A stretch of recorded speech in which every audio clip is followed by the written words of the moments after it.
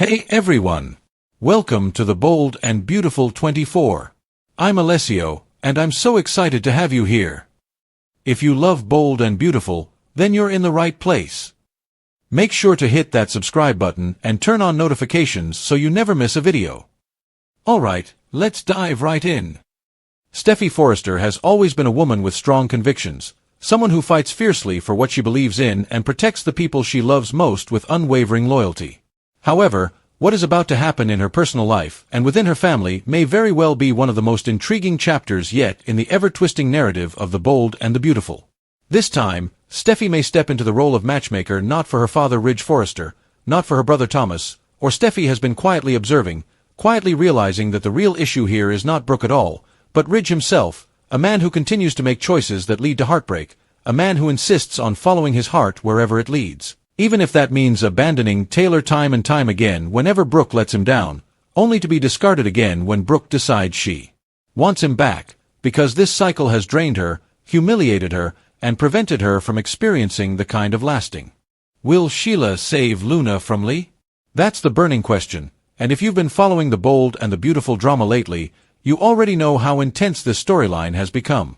It feels like every time we think Luna Nozawa has run out of chances, somehow she gets pulled back into the center of the chaos, and now, unbelievably, she's in more danger than ever before.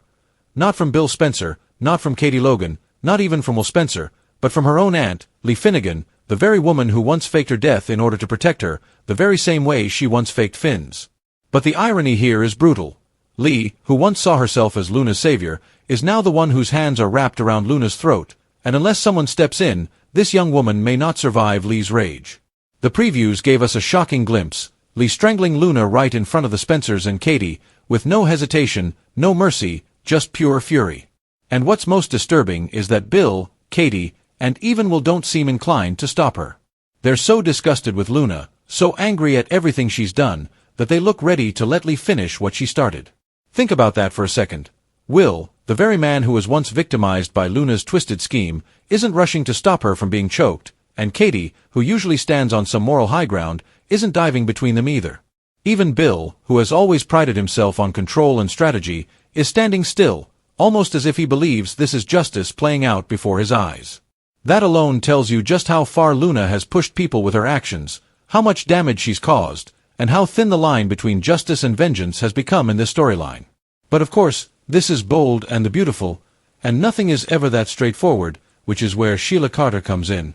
Yes, Sheila, the woman who has terrorized nearly every single person on this canvas at some point, might end up being the only one to step in and save Luna's life. Can you imagine? Sheila Carter, the same Sheila who has shot people, manipulated people, terrorized families, could end up being the one to stop Lee Finnegan from killing her own niece/granddaughter. It's twisted, it's ironic, and it's absolutely soap opera gold. But before we even get to that, let's rewind just a little and look at how we got here, because the layers are as deep as ever, and every single player has something to lose. It all really reignited when Luna confessed to Will, pouring out her side of the story, trying to justify her actions, and hoping that if he could just hear her words, maybe he would see her differently, maybe he would forgive her. But Will didn't hear a redemption arc. He heard manipulation. He heard excuses. And instead of feeling sympathy, his disgust only grew. The preview made it clear, after Luna spilled everything, Will didn't comfort her or protect her. Instead, he picked up his phone and called his parents, Katie and Bill, to meet him at his father's house. That decision alone sealed Luna's fate, because it meant the Spencers were now fully aware of her survival, and they weren't going to let this sit quietly. But in true soap fashion, Luna didn't stick around to face the confrontation immediately. She ran, slipping into Remy Price's apartment, hiding out, trying to catch her breath and maybe plot her next move. But Remy wasn't exactly thrilled to see her either. He was shocked, he was caught off guard, and he wasn't about to take sides in a war he didn't want to be in. Meanwhile, Katie and Bill were reeling from what Will had told them.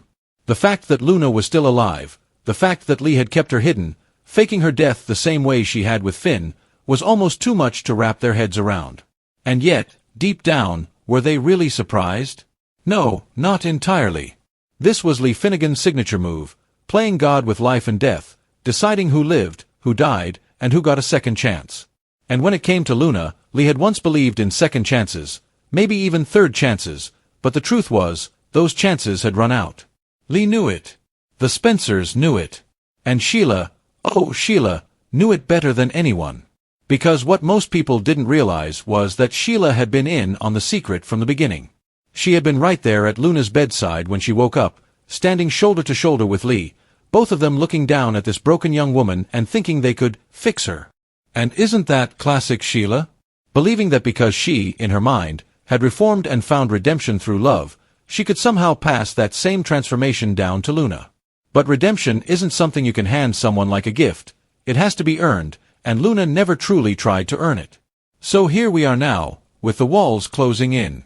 The preview doesn't show us the quiet conversations or the attempts at healing, it shows us the explosion. It shows us Luna back at Lee's house, face to face with her aunt, face to face with the Spencers, and face to face with the consequences of everything she's done. And when Lee hears it all laid out, when she hears Katie and Bill telling the story of what Luna did to Will, when she hears about the stolen mask, the impersonation, the violation, it's too much. All the sacrifices Lee made, all the lies she told, all the risks she took to keep Luna safe suddenly feel like the most humiliating waste of her life. She feels betrayed, she feels played, and she feels furious. And Lee, when she's furious, doesn't cry or crumble, she attacks.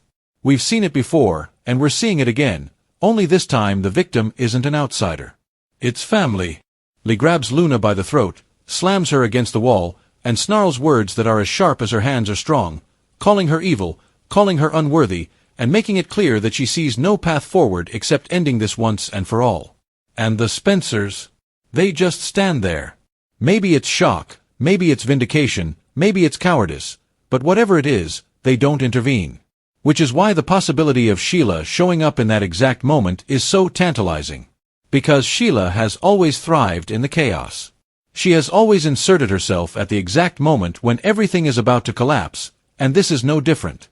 The spoilers hint that Sheila may already be on her way to Lee's house, intending to see Luna, maybe to check in, maybe to push her agenda of reforming her granddaughter.